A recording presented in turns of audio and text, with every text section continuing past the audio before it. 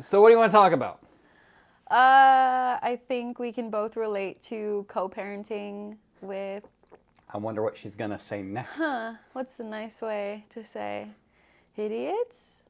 No, Narcissists? that. Batshit crazy folk. Manipulative motherfuckers? Okay. So what's your experience with that? Oh, man. I could write a book. It was Coming traumatizing. soon. Sorry, go ahead. I will add the link at the end of the video. Link below. We do that. So if you have a book, we'll get there. It was traumatizing. I had a lot of life experiences just in that one relationship. I got 2 great kids out of it. But yeah, I think my psyche was absolutely destroyed in that relationship. How's the rebuilding coming along? Whew, it was a journey. You say it was. Is it over? You feel like you're rebuilt? That's awesome. I feel like I'm at the best point I've been in my life right now. So I'm very The struggle grateful. is real, but I love it. Yes. I am very happy. I'm not triggered. I'm in a safe space. My kids are in school doing great. I feel great. And the rebuilding process, I remember, was so hard because I got arrested for such a goofy reason. And then... What was that reason? How does somebody get arrested for goofy? Please, do tell. You don't have to go into details if you don't want. No, it's fine. You can sum it up in 2 words, 1 hyphenated word. My ex-husband and I were fighting all the time, but this particular situation, it was just him not being on his meds, and it was a lot of arguing back and forth for quite a while, and I told him to keep it down. He was making a lot of noise. He was taking pills and drinking in the bathtub. And it was in the middle of the night. In the middle of the night, our kids are sleeping, and it just erupted into him trying to take my stuff, trying to leave and storm out the house. And so I went and grabbed my keys off the hook. He grabbed me, put his hands on me, and started ripping them, pulled my hair. And so I kicked him on the butt, clipped his balls, as he said. And I was honest with the police and told them that I kicked him on the butt. And then I got arrested for assault. Because you were defending yourself. Yes. So that was a really fun experience. And then for about a month and a half, I was not allowed in my own house with my ex-husband to see my kids until that was approved by a judge. And that was probably the hardest part, not seeing my kids for almost 2 months. You think that was hard? Having you live here was harder. So I bet. But yeah, that was hard. And I remember the time I had to go pick up my cat because he left the house. The cat left the house? Yes. No. My ex-husband took my kids and went to a family member's and left my cat alone in the house. And my cat can't feed himself, so we needed to go, and we got approval and went to go get him. And I noticed that my house was in shambles, and there was a burner left on, and oh yeah, the burner was left on. I remember that. I just broke down. My heart broke seeing all the trash my kids were living in. Like, it was just heartbreaking. So, but you're in a better place now, and that was, correct me if I'm wrong, roughly 2 years ago. October 2023. Yeah. So that's 2 years ago, and that's where you're at a better place now. What's changed in 2 years? What have you done differently? How have you gone from let's just call it not great to best place ever? Well, first thing, I'm in school. I completed my court classes, so that whole bullshit case situation is off. Like, it's closed, it's sealed, done. I was put into an anger management class that I completed. Woohoo! Woo! Confetti, insert here. But I learned a lot in that class, and I made some connections that I'm grateful for. And that's over, thank God. Wait, the connection to the class? The class. It was just a lot of... it felt like towards the end it was getting kind of redundant because of how many things were being repeated, and it just kind of felt like starting over every time new people were added, yada yada. Well, correct me if I'm wrong, but those classes are like, control yourself, don't lash out, find alternative methods. it bears repeating. For sure. But I mean, I kicked him on the butt, and there are people there who beat the shit out of their parent or beat the shit out of their partner, and like crazy stories. Should I feel threatened right now? No, I'm recovered. Oh, right. Yeah, okay. yeah. No, we're good. Yeah, and I mean, to be fair, I want to say this. Like, it's important to note that you were in self-defense mode. You're not, I mean, as a human, you have violent tendencies. Look around. We all do. But you were literally trying to calm the situation down, at least as I understand it. Yeah. And he told a better story.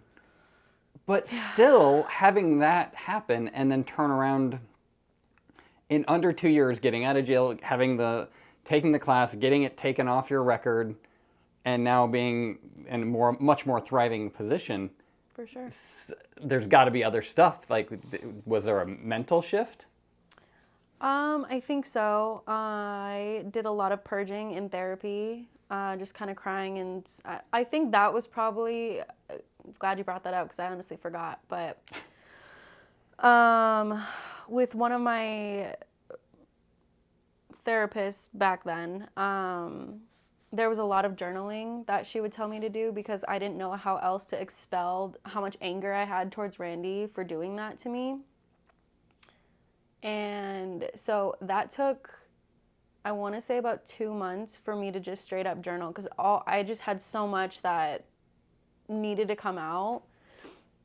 And it was a hard time in therapy because I would just cry and say the same things over and over because it just like was not registering in my system, like why that happened and why he seems to be getting away with a lot of things that he shouldn't be. And I feel like I'm being held accountable for trying to do better. So it felt unfair.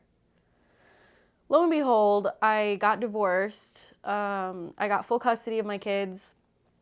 Thank God. And they're thriving. They're amazing kids, and you know, you and Kendall tiff it out sometimes, but oh, I go toe to toe with that little monkey.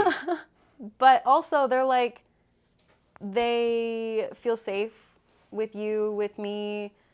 They have space to fuck up and, you know, have experiences without being punished or ridiculed. And that's how I felt the entire time I was with Randy, is like I didn't have space to express myself in a way without there being retaliation. So, yeah, I'm grateful for where we're at now. And, yeah, it was a lot. It was an uphill battle, but I feel good now. I'm going to throw some stuff at you. I'm not looking for anything to come my way, but I know that we worked with you very, I'm going to say the word distinctly, Okay. to the ends of what is it, we asked you repeatedly, what is it you want? And obviously with your journey of journaling and expressing the anger, and I want to talk about that if we can come back to that in a minute, but it seems like when you finally said, okay, maybe this is a rock bottom and I'm done. I really want to be done with this guy, because that wasn't the first time you contemplated leaving him. Yeah. And so it seemed like something in there made it more serious. I'm not sure if it was the overnight in jail or just the threat of all the other BS hanging over your head, but something had to trigger for you to then take what you said seriously. And we pushed you. We didn't push you into what to do. We just said, what do you want to do? And then we worked our butts off to help you get that. I have a really good answer for that. Oh, I remember how I felt. Say that again. You remember how you felt? I remember how I felt. Once I got out of jail, I picked you up. You were like, hey, I'll be right there. And Mary was just so happy to get out of the car. And she was like, hey. Oh, that's right. Mary came with us, didn't she? Oh, she thought it was so funny. But I remember, like, I felt scared because I didn't know what to expect. I felt angry. I felt lost. I felt robbed. Like, I had all these emotions. And honestly, you and I went toe to toe because I was like, this is bullshit. And I should not be I should not be forced to stay away from my kids, from contacting them. Like, I shouldn't have to stay away from my house. It was so frustrating. And when you were like, we need to like explore the idea of divorce. And because I remember we filed November 8th. Oh, You remember that date. Okay. Yeah. November 8th we filed. I got arrested October 20. No, I got arrested on Halloween. Yep. Yeah. And I was afraid because Randy told me months ago in a different fight that if I was going to take the kids away from me, he would say anything he needed to get the kids away from me. Wait, did I say that wrong? I think that's how he threatened you that he would do whatever he had to do to make you look bad. Yeah, and that sounds healthy. Right. And so that sat in my head and I just always kind of moved around that, and I was like, how can I do this without triggering that? And that's not fair, and that's not okay. Like, I should not live in fear of making decisions best for myself or my kids. So when you said divorce, I was like, is there a way to divorce without telling them? But boy, yeah, technically there was. But honestly, if you think about it, our divorce went beautifully. He didn't fight. Sorry, kids. Like, it's terrible that he didn't fight. But, it worked out for the best because I have you and I want you and I want to, like, take care of you. And, I wanted it and I won and I'm grateful for it. But he didn't fight. He didn't respond to anything. And I got everything I asked for. I got fucked up texts that hurt my feelings, but in all actuality, like, I ate them up. Like, I did it. And you did. It was that hurdle, though, of, like, what'll happen when I do file for divorce? Was that a fear? What? Yeah. Okay. That was, like, the main thing that made me, like, almost not want to do it, because I'm like, I don't want to rock the boat. But I'm like, he's been rocking it since we got together, He had no fear sending me to jail. He laughed, if I recall. Oh, stupid bitch. Let's not be mean. No, not mean. It's a fact. But just a little walk down memory lane. I'm in the handcuffs, and then he walks in. The officer brings him in from outside, and I shit you not, his theatrics were like Broadway worthy. He was like, oh my God, I didn't want her to get arrested. And he was like, let me get you whatever you need. And I was like, I need socks, I need a jacket, and I need my wallet. And he got all that stuff for me, and me and the cops were like, interesting. Well, and that's part of the issue with people who need to be on medicine to live in this world is when they are unbalanced, there's no telling which side of their character is going to come out. Yep. He was always a loose cannon or like unpredictable. So one day it's just something small and then it was this huge fight. And that's how most of the bad ones started, is because he would like black out and it would just, it was not good. So is there anything else that you've done for your kids, that you can speak to about what it took to turn it around? Because clearly you're not going back. No. I appreciate the quiet of our lives now, the peace that we have, that I don't know how to answer that. I enjoy what we have now so much that I'm not.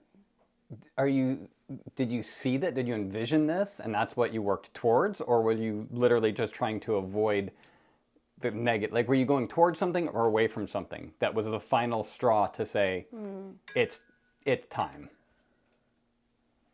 I think I was just willing to go anywhere but where we were with him. Because I don't know if you remember when I told you that he left a suicide note on the door for the girls. Oh, yeah. Classic reading. Yeah, and it's like, it's my job to protect them, and I was failing them at that point. I was allowing this to continue. I was accepting this as our normal, and that's not fair to them. And once that happened, and just seeing how unpredictable he was and how unwilling he was to change or do anything better for the kids, I was like, fuck it. Like, now it's my turn to do the hard job. Because if I'm not going to do it, no one else is going to do it. Nobody else can. Yeah, so it was really hard, but I'm super grateful that I had you and Alicia support me through it because it was hard. It was really, really hard. It was a big change. And that's, I mean, that's really what I'm asking about is what was it, if you can identify it, and you've spoke to it, but like, I'm always curious when people make a big change, what's their experience? And sometimes they don't know. Maybe you can, I mean, you've spoke to it already, but I just like the idea of, well, here's what happened in my brain or my mind or my heart or my butt that just said no more. Yeah. It's got to be different.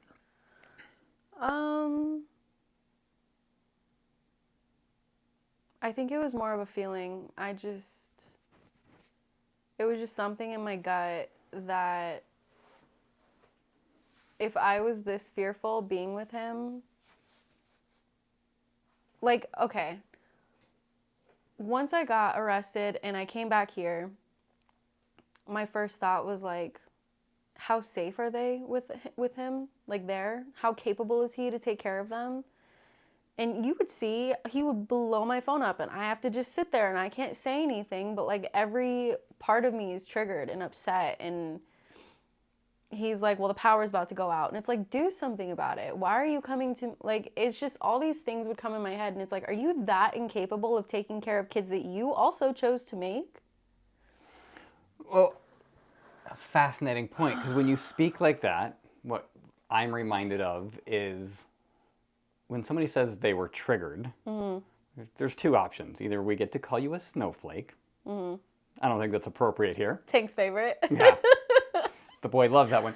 But the other side is if somebody has a trigger on you, you've allowed them to install it. They can push your buttons, meaning they've installed it. Willingly or unknowingly, whatever. Yeah. But it's there. Yeah. And so part of the discussion that we had, and at least in part, was when he is blowing up your phone, he's trying to push a button. And he will go to great lengths until he realizes that button does not work. And just like a certain other ex-significant other between the two of us, yeah, I wonder. right. Your mother, like when she came back around and blamed me for all of the heroic disadvantages she had and why she moved out of state and how I used to beat her and all this stuff, I didn't. But she claimed all sorts of things to you guys, not to the cops, but just to the children. And do you remember my reaction? Okay. I laughed. I was like, oh my God, yay, she's still thinking about all this imaginary bullshit. Like, there was nothing else for me to do. Like, it had no effect on me because, granted, it was a lot longer time frame and I've done my inner work. But recognizing what those buttons are and then doing the work, that's what the inner work is taking the wires and the triggers and dismantling them. Yeah. So I know you've done some of that, but I also know sometimes you still have some to do. Like, we all do. For sure, yeah.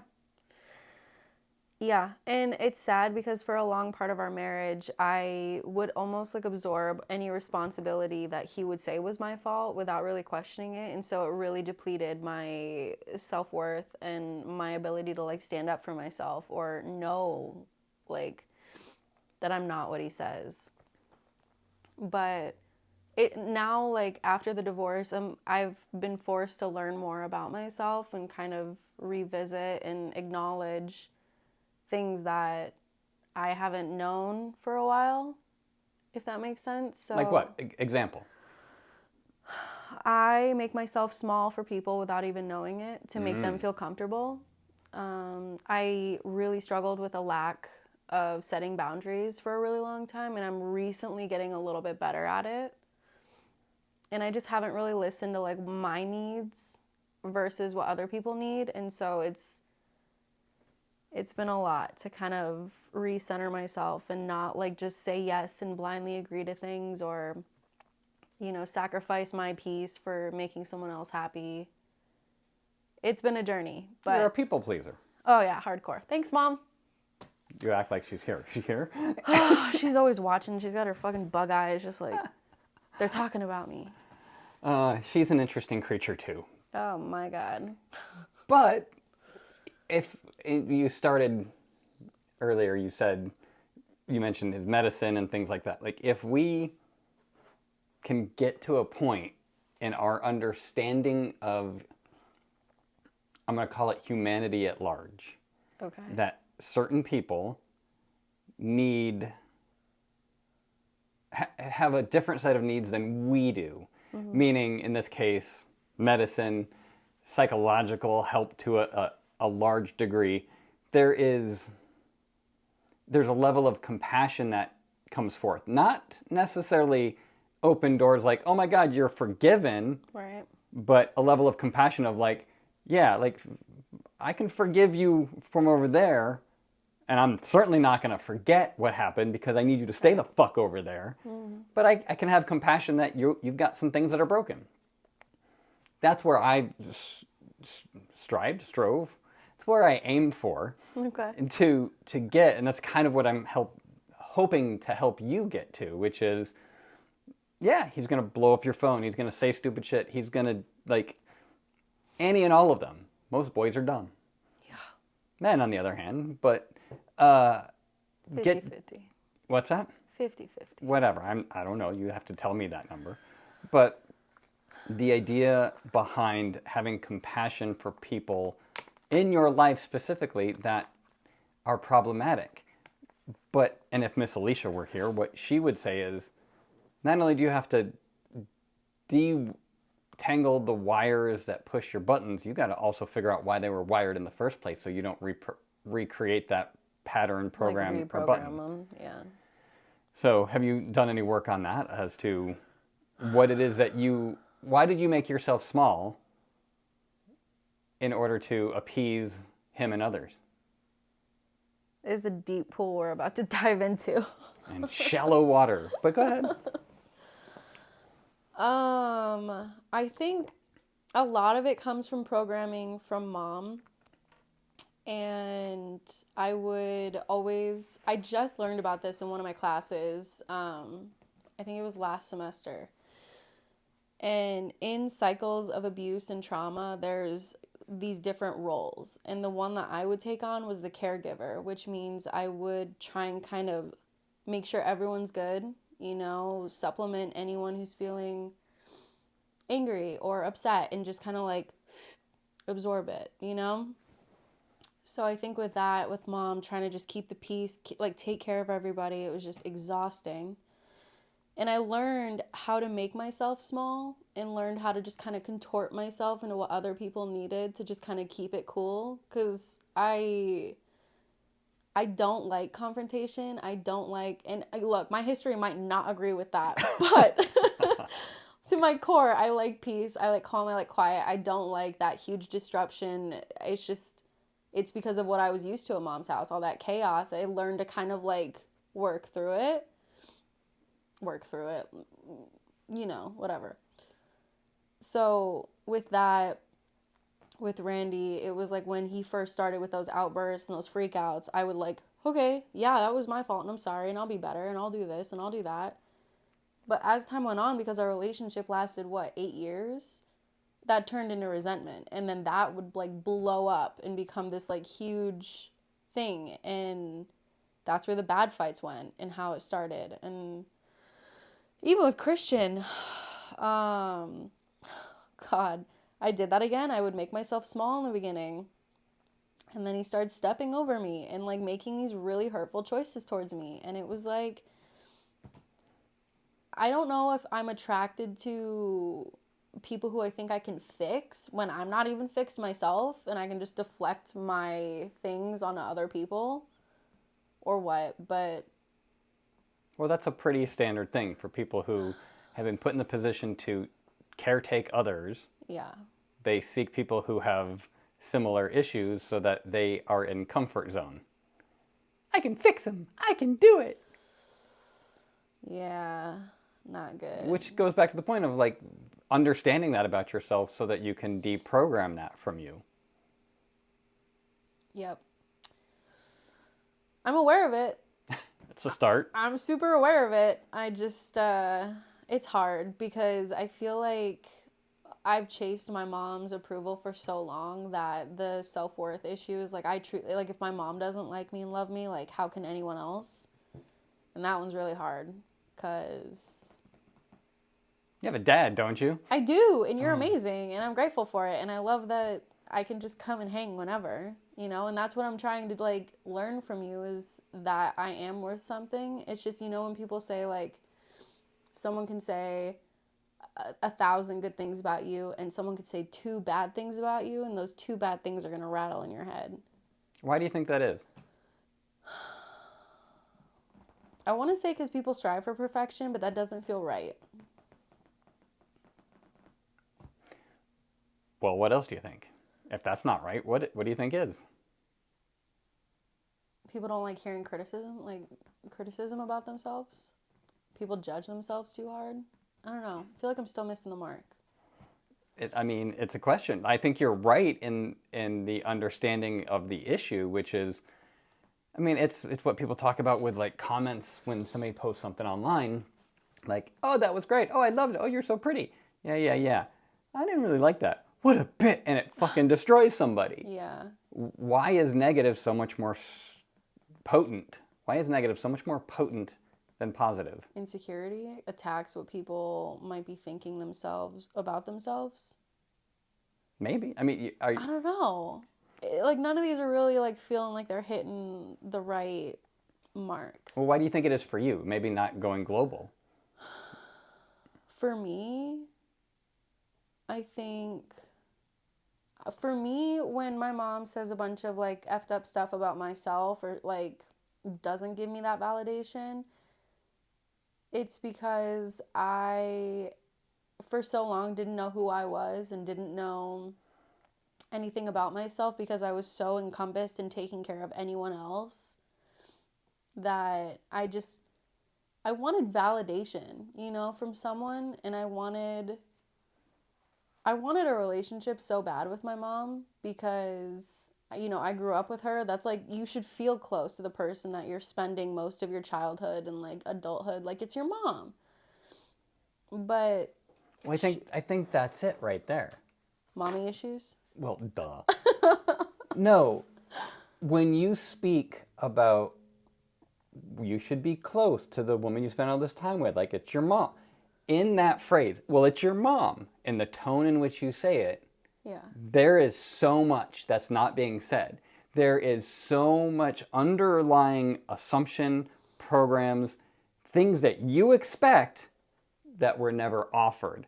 Now, why you expected them, I think I can probably guess as to why. But the fact is that you had assumptions of how things should go. Mm-hmm. They didn't go that way. And because at the time of your development when that happened, probably starting around the age of 10, 12, somewhere in there, fully undeveloped brain, and not now, then. Like, as a child... as a child, there's certain developmental stages, and you weren't getting something you expected. Right. And so you never fully grew out of that, because the work just hasn't been... it's like when... My understanding of heroin is that first hit is so good, it fundamentally changes the neurological structure of your brain, that's why people chase it, is because you can never get it again, and that's why people chase it. Exactly. If you don't have that loving connection at the time when you need it, preteen, teenage years, it makes sense that you chase it. But I would also ask, if you know it's not there, it's apparently similar, probably internal chemistry-wise, just like an addiction. Mm-hmm. How do you break that? Cold turkey, cutting it cold turkey, which I have.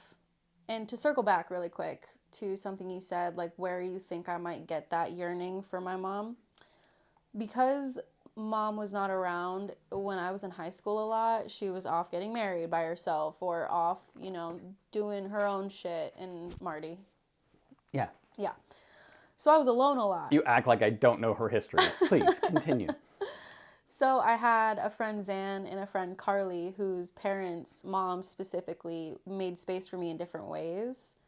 And I've been friends with Carly for most of my life, and seeing her and her mom's relationship, it, like, makes me want to throw up in a good way. I'm like, they're just, like, so sweet to each other and so loving, and it's like, that's, like, the picturesque thing you want when you think of, like, a mom-daughter relationship. It's just, like, so genuine and so kind and not jealous or envious. It's just like really like amazing. And like I see them all the time, so I see them and I'm like, don't let me interrupt. But no, they're great. And even Zan's mom has so much regard for Zan, and they would make space for me to like come over and like help me do homework or have me eat dinner at their house because mom wasn't home, or like so yeah, it's just. So here's the question. You have models Yeah. of both what is good and works and resonates with your soul, and you have models of what doesn't. So my question to you now then would be, for your two little ones, and I'll say young ones because they're feisty, what are you implementing to protect against the negative, and what are you drawing from the positives that you're actively putting in? Are you thinking like that? Are you acting like that? Or is it just a madhouse at your house, which I've met you and the cat, so I know. I'm hyper aware of it. I'm aware of the programming I have from my childhood and the programming that, Randy has put into them in the short time that him and I were together while they were around. And I'm very conscious of the fact of the way that I respond when things happen. Because my older daughter, Bella, she's having more experiences at school, and there's a lot of trade around between people who are watching her at dad's house and like our life at our house, and there have been some triggers for me that come up, and I'm a lot more vigilant before I respond, and I'm very what's the word? I'm very I kind of bridge the gap between I'm a parent and I'm this authoritarian. Help me. Sure, I think authoritarian. I don't know where you're going with this. This like adult figure who can do no wrong. Like I am very apologetic when I have my moments, and I'm very aware, and I'm trying to do my best because I want them to just feel safe enough to talk to me about things and, correct me when I'm wrong, because I'm wrong all the time. I'm doing this for the first time, and my biggest thing is I don't want them to feel the way I felt during my childhood, feeling like they couldn't talk to their parent, or they couldn't, have space to be pissed or angry or express themselves, or like that's like my biggest goal as a parent, is to make my environment safe and okay emotionally, psychologically, spiritually, physically, like all that. So yeah, it's exhausting, but I'm doing my best. Is it worth it? Absolutely. I'm so proud of them just now, so I can't imagine the great things they're going to do growing up. Like, I got super lucky. They are the best kids. Let's talk about your experience with parents. My experience with parents? Co-parenting, or the stuff going on with T1T2. There wasn't a lot of co-parenting. Yeah. There was... What I've come to realize with my experience with having you guys and raising you guys with your mom, I don't know how else to put it other than it was a big old batch of bullshit lies. There was not a lot of truthitude coming from that side, and I'm sure some of it started innocently enough, but in the end, it had just built to like my understanding of her mental issues were such that she didn't know how bad she was and what she was doing and the destruction that was happening. And at the time, I fought tooth and nail. Like you, I fought tooth and nail to get full custody. I did everything I could, and I didn't quit until I got it. And it was interesting, because as long as there was a fight, it's much like politics today. As long as there's a fight, there's shit to watch. But as soon as I won, everything went quiet. Interesting. It was really, I was like, okay, I got what I want. Let's wait for the fucking, the re-attack. Yeah. And then it was just crickets. Weird. It went, and I was like, how long is this going to last? And what are we running, 12, 15 years now?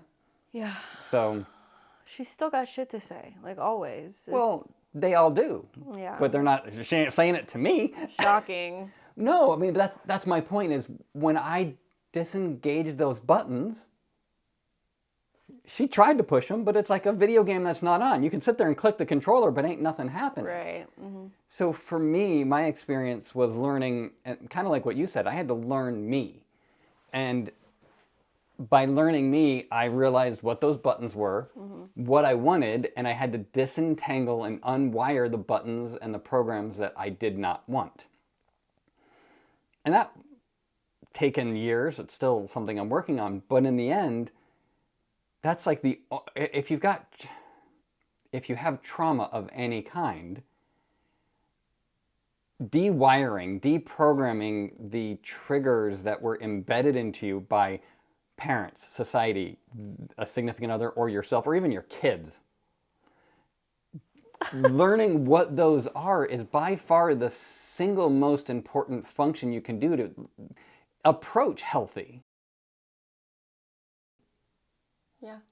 Right? Like, because if you don't know what your problems are and you don't know what, let me rephrase, if you don't know what buttons are being pushed and you don't know what those buttons do, then if you don't know what the buttons are, then you have no control over the external stimuli. Now, we all know the phrase, you can't control what happens to you, you can only control how you respond. But that's what it is. When that button gets pushed, that's them triggering a response. Right. I can't control when they push the button, but I can disengage the wires and go, yeah, that's cute. Move that, that doesn't affect me. It's like a fly. Shoo, okay, I can wave it away. Back in therapy a long time ago, kind of to your question, one of the therapists I went to go see, it was when your mom decided to leave you guys and move away, before the two, you were technically an adult, but the other two hadn't fully turned 18 and she moved states. It was, the question the therapist asked me was like, okay, so what does this mean? And my response was, it means that the grenades of chaos that she throws will have a longer arc and I'll probably see them coming and I can move out of the way without them doing much damage. It's not that she's going to stop throwing the chaos grenades, Right. but I'll see it. And I'm like, oh, here it comes. And I just step off to the side and it lands over there.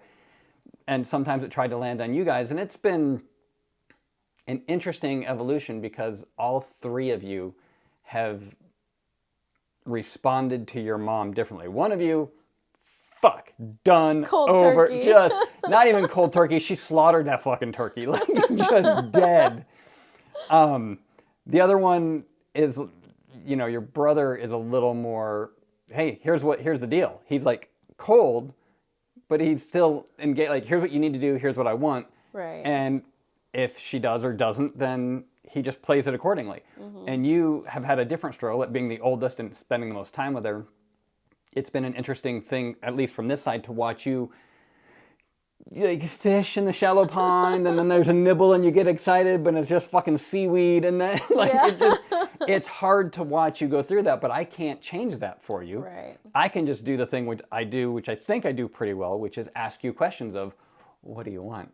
Yeah. And okay, do you want a relationship? Great. What do you want it to look like? How do you want that to facilitate? What buttons are installed that are going to stop that? Like, that's kind of the stuff that me and Alicia are trying to do for all three of you, because you all have, like I said, vastly different responses to this situation. Yeah. But I think parenting up, parenting down, it's not any different than any other relationship. It's the same thing as a co-parent, as having a parent, and being a parent is recognizing your role, who you are in relation to the world and the other players in it. If you put the other players first, I think is what gets people into the situation that you were describing earlier about, I've got to be a caretaker. You didn't think about what 10 years down the road is going to look like and who you need to be if you have kids and a relationship and you and your siblings are adults. You were thinking about, shit, mom comes home and the kids aren't fed, that's my ass. You were thinking so short term, understandably so. But in this moment, I think thinking globally is the exercise that will get people to get out of that more often will help see the triggers and help you then see which wires are connected so you can disengage them. Because if you're just stuck in the immediate, who am I? What do I need to do right now? Like, I'm not talking about not living in the now, Eckhart Tolle, but processing the now in terms of who and what you really want to be. Mm-hmm. How do you handle that with the little ones right now?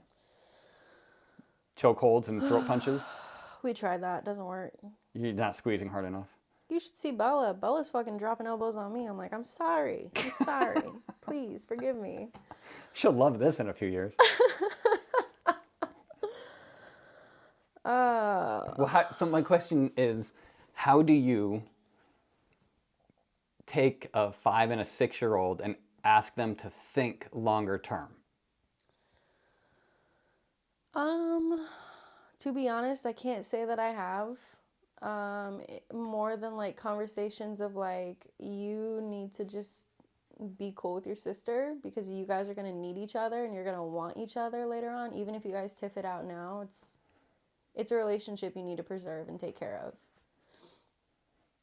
And then we talk about school because Bella is like, this is hard. I'm like, honey, you're counting to 10 and you're It's red and green. Just wait. Like, babe, it's going to get worse. I'm like, talk to Aunt Mimi. Aunt Mimi's like, my sister, she wants to teach Bella, I think it was like science or math or something. And she was like, tell Bella to call me anytime she needs help. And I was like, okay, I will.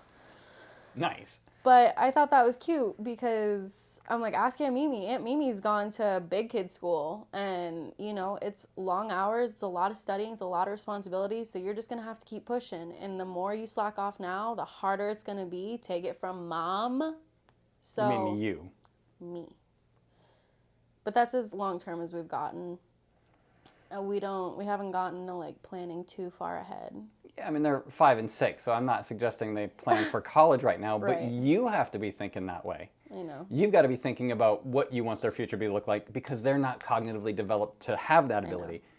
So that's again, more parenting advice from good old T-Pops here. Sorry, T-Bone. Read that. T-Bone, T-Pop. T-Bone, T-Pop. It's incumbent upon the parents to look towards the future for themselves and for their kids. When there is no future established, and I don't mean that there is not a future, although I don't think there is in this economy. If you aren't planning for what you expect out of them, they can't achieve it. Right. And I'm not saying you have to say, well, one's going to be a violinist and the other one's going to be a ballet dancer. Yeah. But I mean how you want them to be, who you want them to be as a person, now if they exhibit skills and talents, develop that. But the challenge I guess I'm putting out to all parents out there, and even anybody who is a child. Probably shouldn't be watching this if you're... Well, I mean, everybody's a child unless you were hatched out of an egg like the little guy over there. Exhibit A. But I mean, this is where I think most parents fail, is they put in their fails into their kids and hope they are going to make them whole. I want my kids to make me whole. And even though he was found out to be a fraud, Carlos Castaneda had a really interesting concept behind that. He said when a person has a child, man or woman, I'm not mixing genders. If you're a dad, you still had a child. What is with this audience? Crazy.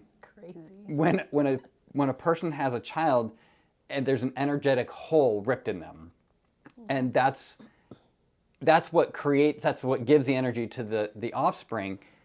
But in his spiritual, as I read it and as I understood it, his spiritual understanding was the goal of a parent is to get that energy back from the child, which is often what creates tension between a parent and a child. Most people not attacking life from a spiritual aspect.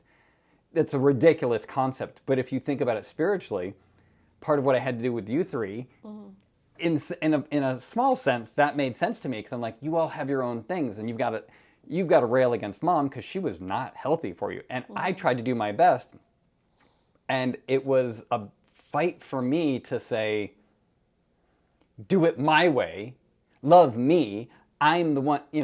The farthest I would go down that and I say it to you to this day, which is scoreboard. I'm here. I'm not perfect, but I'm in your corner. And especially when I have like bad news, or I've got challenges for you, or you or your siblings don't live up to your expectations, it's like, I expect more of you. Not because I want you to be better, but because you know you can do better. Right. And it's challenging to keep my desire for you out of it. Yeah. Right? And so yours are little. You guys are done, wasted. I kid. But I think future pacing in terms of what kind of person do you want them to be is a critical activity. I mean, I get it. Like if you're journaling just to survive because you've had a narcissistic, abusive relationship, great. That should still be a catalyst for what comes next, which is I refuse to let my kids fall into that, which means I need to think this far. Sorry, monkey boy, he's so cute. I need to think this far so I know how to behave along that trajectory. That's what I think most parents don't do, is they just try and keep them alive, and then they try and impart what they want into them. Yes, this is Tank's Parenting Class 201. It's a good snippet. Oh, it'll be a short. $59.99, link at the end. Oh, I do parent coaching. Link below. But no, I think that's an important thing for you to, like, if your journaling before was resolving anger, are you putting any effort into journaling future pacing for your kids and how you plan on being for them as they become who they're going to become? I should. I haven't done the future stuff. I am still journaling. It's just not as much as it used to be. It's a good stress reliever for me, and it helps me kind of get my thoughts out on paper, because it can be chaotic and it can be out of place and it can be random, and later on I'll read it and I'll be like, oh, that makes sense, and oh, that's where that came from, or, you know, it kind of is like a whack-ass roadmap to thoughts, emotions, feelings, but I think it could be beneficial to do it future-wise for the kids and kind of use it as that roadmap to figure out where I want them to be in a way that's not projecting my own. And that's a challenging thing, because for sure. Wait, clarify. What's the challenge? I think I know what you're talking about, but clarify that. Like using your kids to kind of fix yeah. And that's challenging, because Mom did that with me a lot, and I know that Mary and Tank fit a lot more of what she wanted than I did, and that hurt a lot. So now with them, my children, I don't want them to ever feel like there's a conditional part of my love for them, and that they need to do X, Y, and Z in order for me to still support and love them, because they're so different. Like Kendall and Bella are like polar opposites. Ken is like, in a good way, is rat baby, total rat baby. Like could eat sand if she wanted to. Like she just is such a whack ass kid, but in the coolest way. And then Bella is like this artist, this sensitive, emotional, articulate, loving little girl. Kendall's loving too. Don't get me wrong. Kendall is fiercely independent. Bella is fiercely conditionally loved. What? No, she's not. Everything she does is to seek the love and affection. She does, yes. That's what I mean by that. And I hate it. I hate that, because I don't want her to feel like it has to be performative to feel validated. There's an installed button. I'm sure. And that's why I brought this up. I'm not saying there's anything wrong with who they are, but specifically about your kids, any argument on the fiercely independent? No. I think those are the kindest words I can use. She'll exist irregardless if anyone agrees. Like, she will do what she wants, and that's been a challenge for us, is kind of being like, no, like... That's why I butt heads with her. I'm like, no, my house, my rules. Like, I'm not a taskmaster, but damn it, it's still my house, my rules. But yeah, I will say my concern for B is there are some of the tendencies that I know that you have had of the dependency on love and affection. And we take her to the playground and we see, and it's like, she's overly She gives too much of herself. she desires it more than she should. She almost needs it to validate herself. We just need to like splice this and give Kendall a little bit of that lovingness and take some of the independence and give it to Bella, and that'd be perfect. They're perfect as they are. But having gone through what you've gone through, this is, I think, the culmination of these two ideas of what you went through, knowing there's buttons and knowing how you want your kids to be. Like, you've done the work. You can now start future pacing of, the one thing that we say to Bella all the time, unfortunately, but this is just on the record, we tell her, you're not the parent. Back the fuck up. Yeah. Sometimes we drop the F-bomb. But she tries to Parent Kendall. Yeah. Yeah. Which is what you just expressed you did for your siblings because you were the oldest one. I wonder where that pattern came from. I've talked to my therapist about that because I was like, what am I doing? Like, I need to know what patterns I'm exuding in front of Bella that makes her feel like almost responsible for watching Kendall. Because it's like, I don't know. I do know, but... Which is it? Like, am I acting like my mom basically to make Bella feel like she has to parent Kendall? Like, am I falling short somewhere that makes her feel like she has to step in? Because What's your therapist say to that? Her answer didn't make me feel great. She said that oldest kids tend to have a tendency to want to take care of their younger ones, which I'm like, okay, but that kind of sounds like a lazy answer. That doesn't really sound enough. And then she also said that it could be something that she's watching from me or watching from Randy. And I thought, there it is. Well, I'm no therapist. Wait. But I am your father, and I will tell you this. And I'm going to channel Miss Alicia right now. Energetically speaking, it's not anything necessarily that you're saying or physically doing, but it's your buttons that are installed at almost a genetic level. She's feeling your energy, and she thinks that's who she has to be because that's the pattern you brought into this life. Well, that's the pattern you were when you brought her into this life, is a better way to say that. So energetically, when you clear up yours and you do your work, she won't resonate with that unless it gets instilled in her fully. Interesting. I'm going to put a thought bubble above you now that just says deep in thought. Loading.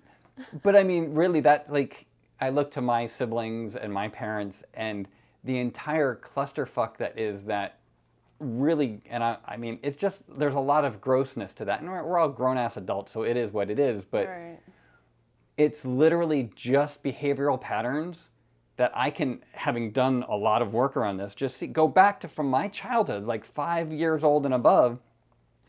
I can just have markers that just go, oh yeah, that happened and this happened and this was the response and this is how they behaved and this, and just track it all the way and go, everything they do now makes sense.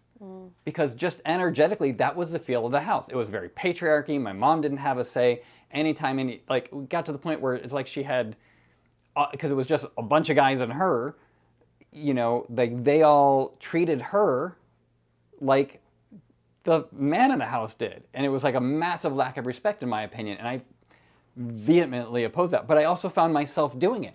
Like, my biggest thing was, don't treat mom this way. And they all would yell and have reasons for why they do it, and then blame me for not doing my, like there's no reason you need to yell at a woman who's got mental memory issues. Like, what part of you needs to yell? Like, I can yell at you because you're a dipshit dude. And you can take it. And, well, but here, go ahead. Here's my point. As I realized very recently, he's just as fucked as her. Because he got that same set of patterns. Just because he was the oppressor of that, he's a male and he treats the woman of the family like the patriarch does. Just like I tell everybody. It's a cop-out. It's not a cop-out. It's not his fault, but it is his responsibility. See, in certain contexts, I disagree. Like, if it's intentional, I don't know, I just think that's a cop-out. Like, I've seen the way, like, we've all seen the way that your brothers and Cito treat Tata, and it's like, you guys are in your 50s, you've had plenty of time to just recognize, hey, I shouldn't talk to the woman who birthed me, has taken care of me all my life, like shit. Especially when she's had these neurological deficits and is very cognitively unaware of what's going on around her. It's at that point, it's not programming, it's common fucking sense. Like, be a decent human being. It doesn't matter if you had a traumatic childhood. Like, that's just... But it's programming. I respect what you're saying. Cop-out. It's a cop-out for those that aren't playing in this realm of going, how can I be my best? They achieve their best by hitting their career. I have to sneeze. Well, there's tissues nearby. But listen, like, and I'm going to put a clip in here of, there's a politician that's running for a seat, and he was at a town hall and talking, and he was a Democrat, and a Republican spoke up and started yelling some talking points, and the crowd started booing this lady that was arguing. And he's like, stop, hold up. And I'll put the clip in right now. But basically he said, look, that's not how we treat people. I don't care what side you're on. And he stopped, and I'll just put the clip in so you can see what I'm talking about. But that's the kind of reaction that I'm now recognizing for my brothers is they don't know better. They weren't trained better. They didn't do the work to uninstall those, but they don't even know they have buttons. One of the last conversations I had with one of my brothers, he was yelling at me because he was choosing to go and spend all this time and do all this work at my parents' house, which at that time I was still doing similar, but he was choosing to be there day in and day out, whatever he was doing. And I'm like, please don't yell at mom. And he was like, you don't fucking know. And he like yelled at me, and I'm like, fuck you twice. Yeah. Because there's no point, there's nothing you can say that in my world that says, oh right, you should yell at your mom. Right. There's nothing in there. Mm-hmm. I mean, unless she sold your like guitar and then broke it over your head and then stole your money, even then, like, something's wrong. But nothing like that happened. Right. It's like, there's just no reason for that, which just makes me step back and go, I get it. He's a grown-ass man, and he should know better, because when you know better... You know better. You do better. She didn't. She knows better, and she didn't do better. Sweetheart, it's like Maya Angelou keeps telling Oprah, and I keep telling you, when you know better, you do better. I'll put the right clip in there. But, okay. Like, I really had this moment of clarity of, it's not their fault, but it is their responsibility. And if they don't take that responsibility seriously, much like your ex, my ex, I'm done. I'm done playing with it. And any buttons that they installed, I'm going to remove. No matter how long it takes, no matter how hard that work is. Yeah. And I would suggest all people explore that. And if you want to know more, hit me up. Put a question or a comment, because the work that needs to be done is not just... I heard this great thing. It's if you do the psychological talk therapy, it can clear the stuff in your head, but the stuff that's in your heart, there's actually cells in your heart that trap emotions, and so you have to have the the congruence, or what Joe Dispenza calls when you have coherence. When your mind and your heart are in link, you have coherence. And if you have trauma to both of them, but you only do the talk therapy, that's why you repeat shit, because it's in your heart. And so the neurotype cells that are in your heart have a network that hold on to that. That's why we got to get into coherence. And so talk all we want, you got to do the work. You got to do the somatic work. That's where Miss Alicia comes in. I've heard good things about somatic therapy. It's so somatic. Had to get one dad joke in, right? Hey, you lasted this long. Good for you. I know. All right. Any final thoughts for our viewers at home? Our administration is a joke. Down with the patriarchy. Teachers are essential. And Trump needs to go to prison. The whole administration, honestly. Is that a threat? No. It's more of a suggestion. Yeah. To any, Oh, and fuck ICE. I think that's it for me. Signing off. Perry. Bye. And much like the last one, this will be uploaded from my IP address, so y'all are welcome. Y'all can never catch me. Well, I think they did the ones you said. All right. If you have any questions, comments, please let us know. We'd love to hear from you and love to explore more parenting stuff. This was fun. Thanks for doing this. This was fun. Mm-hmm. Cool. Thanks for having me. Chaka-deuce. Boom chaka. Cool.